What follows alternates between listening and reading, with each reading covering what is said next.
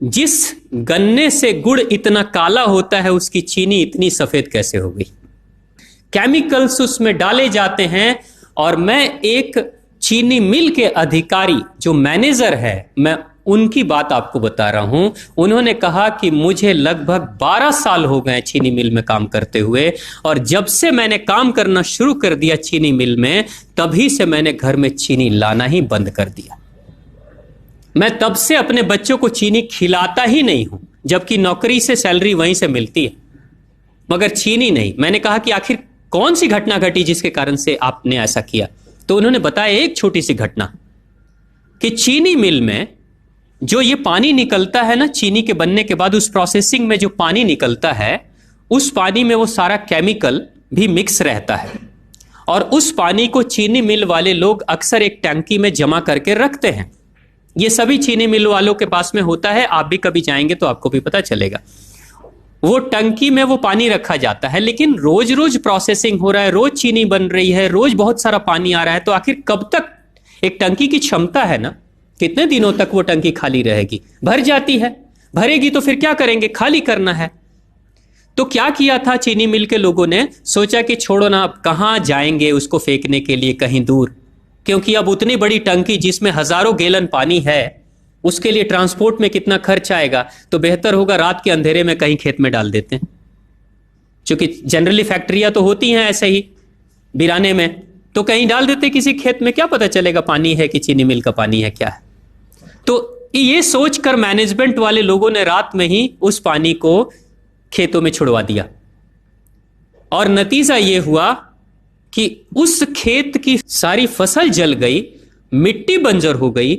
और जब किसान पता करने लगा कि आखिर क्या हुआ मेरे खेत में, जब चेकअप कराया वो मिट्टी का, तो पता चला कि इसमें तो चीनी मिल का जो वेस्ट मटेरियल है वो डाला गया है। तब उसको खबर मिली कि हाँ, किसी स्टाफ ने बताया कि हाँ, हमारे चीनी मिल से ही पानी डाला गया था आपके खेत में, और पूरी मिट्टी बंजर हो गई। उसने केस कर दिया और चीनी मिल वाले को मुआवजा देना पड़ा लाखों रुपए। तभी से वो स्टाफ कहते हैं कि जो मिट्टी को बंजर कर दे वो इंसान के शरीर में जाए तो क्या करेगी। उसी के बाद से मैंने अपने घर में चीनी लाना बंद कर दिया। और सच्चाई है, लगभग अगर आप देखेंगे तो अंग्रेजों के आने के समय अंग्रेज पहला चीनी मिल इन्होंने भारत में ही लगाया था।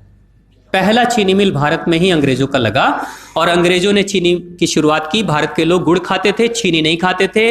उन्होंने बहिष्कार किया, बिल्कुल नहीं, लेकिन चीनी और चाय पत्ती दोनों के लिए लोगों को तैयार किया गया था। चाय पिला पिला कर फ्री में चीनी के लिए तैयार किया गया, और चाय के लिए भी तैयार किया गया। अंग्रेज ने जब से यह शुरू किया है, और पिछले 50 वर्षों से हमारे समाज में चीनी खाने का प्रचलन बहुत तेजी से बढ़ा है, और उसी समय से भारत के लोगों के बच्चों के शरीर में कैल्शियम की कमी होनी शुरू हो गई है। अगर कोई मां, अगर कोई बहन जो गर्भवती हो, गर्भकाल के दौरान अगर चीनी का सेवन अगर कोई बहन कर रही हो, तो चांसेस ज्यादा होते हैं गर्भपात होने के।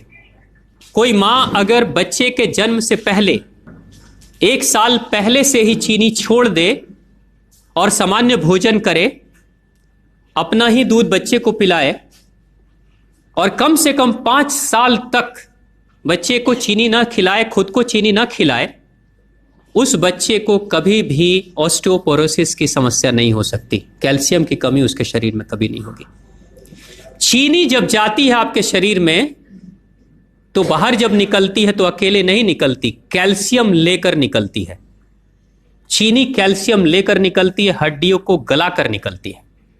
और जिसके शरीर में कैल्शियम की कमी हो जाती है, उसके शरीर में मैग्नीशियम, पोटेशियम, आयरन सबकी कमी हो जाती है।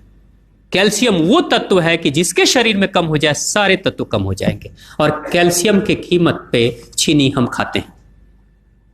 भारत, पाकिस्तान, बांग्लादेश, नेपाल, ऐसे कुछ देशों के अलावा दुनिया के बहुत सारे ऐसे राष्ट्र हैं जहां चीनी का इस्तेमाल ही नहीं होता। आज भी चीनी खाते नहीं, बहुत सारे देश नहीं खाते बिल्कुल। आप गुड़ खाया करिए, वो ज्यादा बेहतर है, चीनी को छोड़िए।